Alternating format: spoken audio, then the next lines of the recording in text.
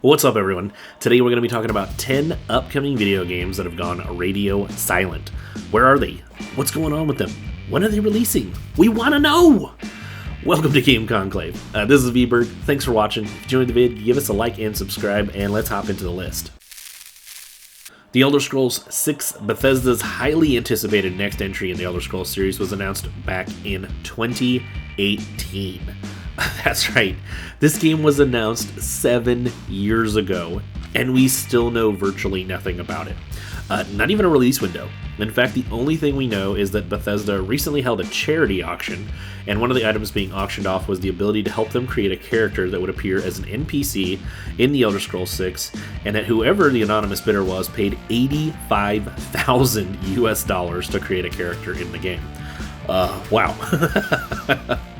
Yeah, the Elder Scrolls V Skyrim came back out came out back in 2011, so it's gonna be like 15 plus years before its sequel comes out.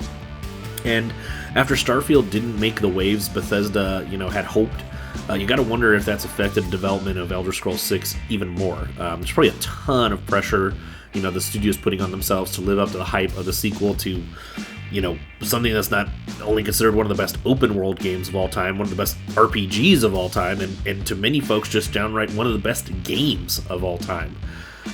So yeah, I guess in another 2 or 3 years we might finally get to find out if it's going to move the needle like Skyrim did, or is it just going to kind of come out and exist like Starfield did.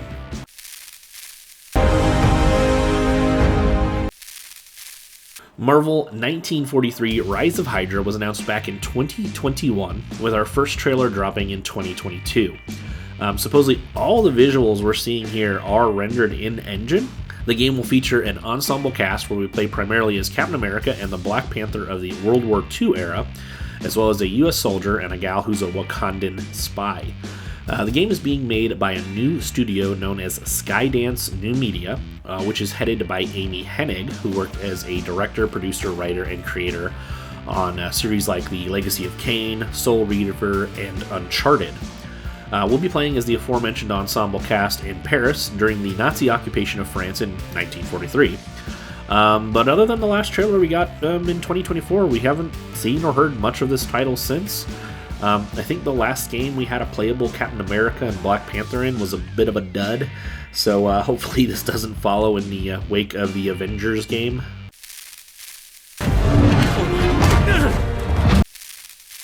Hollow Knight Silksong is the upcoming sequel to 2017's beloved Metroidvania Hollow Knight. The developers Team Cherry announced the game back in 2019, and they said the game would be even larger than the original, with over twice as many checkpoints as the first one had. We then got another trailer in 2022 with a planned launch of sometime in 2023, which was over 2 years ago. I gotta say though, watching through this trailer again, I freaking love the art style in this series. So, in late 2023, Team Cherry confirmed the game had been delayed. It's kind of hilarious though, because they keep winning the most anticipated game award at various gaming outlets and have since 2022. And I don't know, maybe that's their goal, just rack up the most anticipated awards ever. I don't know. But yeah, a spokesperson for the company did take to Twitter back in January to reiterate that the game is still in development. So who knows when we're going to be getting more details. Maybe later this year. Maybe they're working towards a specific number of most anticipated awards they want before they'll finally drop this game. I don't know. But yeah, six years is a long time for a small indie studio to try and keep the hype train rolling. So we'll see what happens.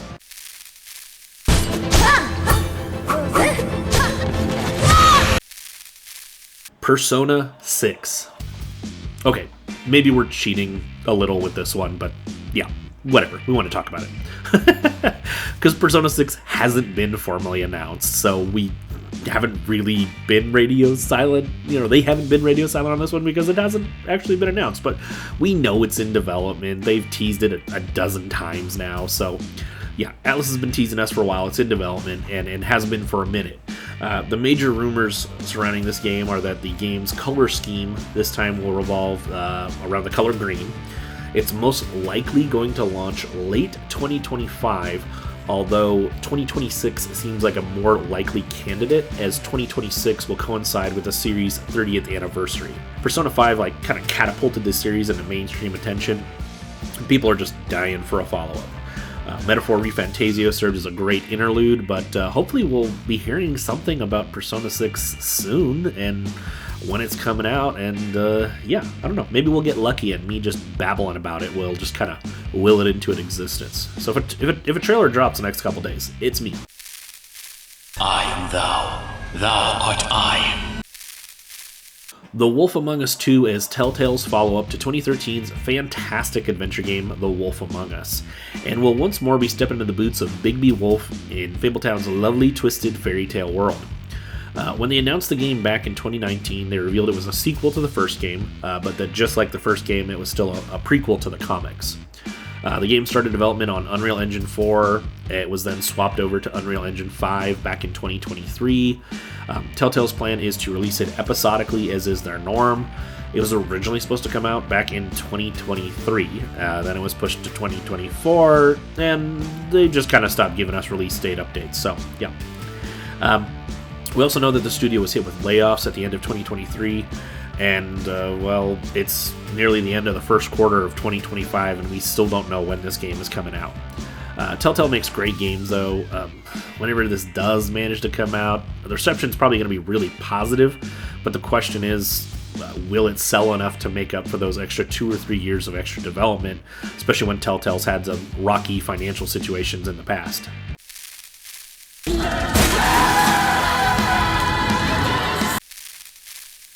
Decapolice was announced back in 2023 and was supposed to launch later that year. It's the latest game from Level 5, who've worked on the Dark Cloud series, Dragon Quest VIII, Rogue Galaxy, Jeanne d'Arc, Professor Layton, Yokai Watch, and the Inazuma 11 games. Decapolice is going to be a cyberpunk open-world detective RPG with puzzle solving, investigations, and over-the-top turn-based battles, and it takes place in a virtual reality world. And that's frickin' awesome! It's like, I don't know, like LA Noire meets the Dot Hack games or something. And hell yeah, I love weird mashups, so. So what's going on with it? Where's this game? We're now 2 years after its expected launch, and it's still not out. We know it's going to be hitting the PS4, the PS5, Switch, and PC, and presumably by the time it finally comes out, Switch 2 as well. We know it's slated to come out sometime now in 2026, and hopefully this one doesn't see any more delays.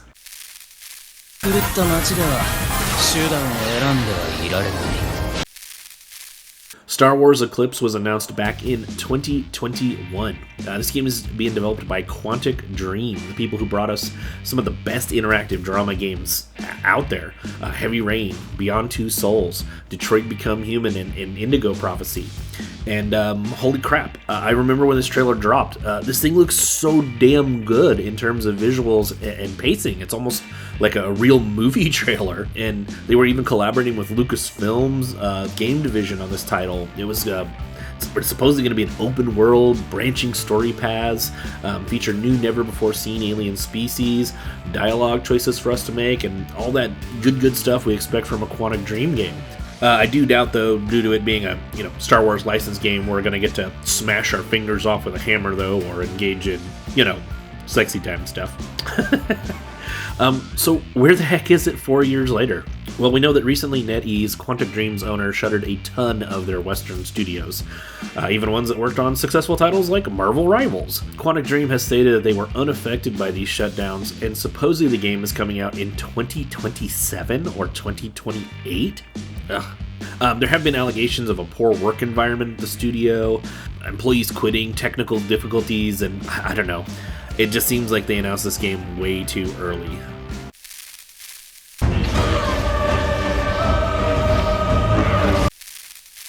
Dragon Quest XII: The Flames of Fate is the 12th mainline entry in the Dragon Quest series that started way back in the 80s. This fantastic RPG series has 11 mainline titles to date and like 30-something spin-off titles. The last mainline entry came out in 2018 and then had an enhanced version with extra story elements that came out in 2019 for the Switch, which then hit all the other platforms in 2020. And this teaser trailer that you're seeing here, we got back in 2021, and it's just about pretty much all we really know. So at the same time that this teaser dropped, the series creator Yuji Horii announced that in this release there would be a bunch of changes coming to the series, including changes to the traditional turn-based system. What that means we don't know. Indicated that the story would be darker, and that the story would be aimed at adults with characters who are facing tough life decisions that change their fate. Yeah, what any of that means we don't know. This game entered production right around the time the COVID pandemic hit, and it seems like there were some significant delays to its production, leading to a slower pace than expected. In fact, the producer of the game resigned back in 2024 due to the constant delays of the game, and the series creator Yuji Horii has stated that since his two previous partners from every Dragon Quest game, Akira Toriyama, the author and artist behind the Dragon Ball series, and the composer Koichi Sugiyama, who's done the music for all Dragon Quest games, since both of those men have passed, he said it has impacted development, but, he's going to try to do his best for all the Dragon Quest fans without his two friends. So he recently confirmed via Twitter that the game is still in active development, with more information coming at a later date. Maybe this is going to be a late 2025 or sometime 2026 release. I don't know. I just hope they can pull it all together. This is most likely going to be the last Dragon Quest game to have featured any kind of work from all three of the series creators, so we're looking forward to it.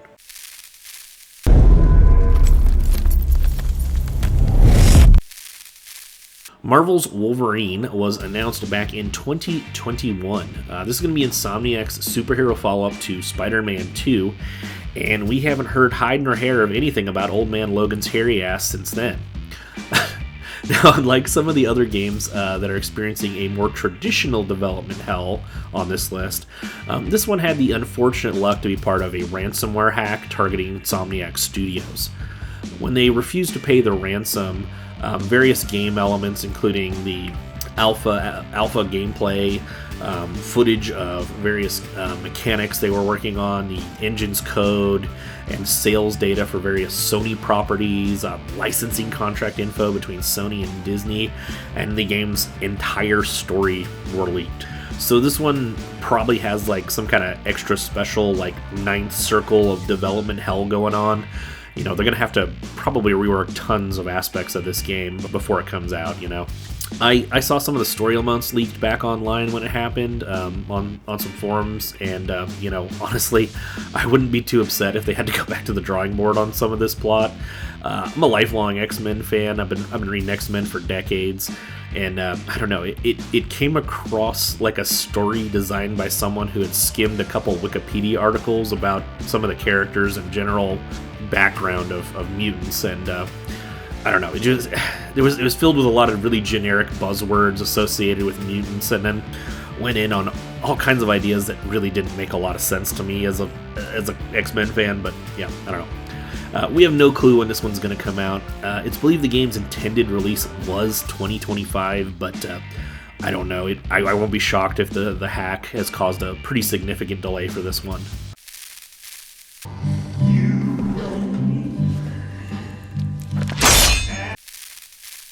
Beyond Good and Evil 2. Yeah, what more do I need to say about this? Okay, so Beyond Good and Evil 2 at this point has crushed Duke Nukem Forever's record for the game with the longest development cycle, and it did it years ago. This game has been in development for 17 frickin' years. At this point, how many times have they probably rebooted it or built a new engine for it or whatever they've been doing? Can this game even possibly turn a profit? Unless it sells 25, 30 million copies or something absurd. And better question, will Ubisoft even exist after Assassin's Creed Shadows if it doesn't perform well enough to allow them to finish Beyond Good and Evil 2? Who frickin' knows? What do we know about this game after all these years? It sounds like we're getting a prequel to the original cult classic, first game, Beyond Good and Evil. You'll be creating a custom character who's the captain of a space pirate ship. There's a seamless open world and solar system, which sounds almost too good to be true, but it's what Ubisoft has been claiming. Your character is going to have access to swords, guns, jetpacks. You'll be able to customize your own personal starfighter. You'll board your mothership, explore this gigantic Ganesha city and the solar system. Online co-op, storyline choices to make, branching quest paths. I'm not even sure what gaming buzzwords they haven't crammed into this game's features over the years at this point. And now it's been years since we've really heard anything. If this game ever actually comes out and isn't just a piece of vaporware, I think it's safe to assume that many of the game's features are going to be significantly toned down. Jade. So tell me what you think down in the comments. Do games just get announced way too frickin' early? Are any of these are you dying to play still? If you like the video, give us a like and subscribe. And as always, from all of us here at Game Conclave, thanks so much for watching.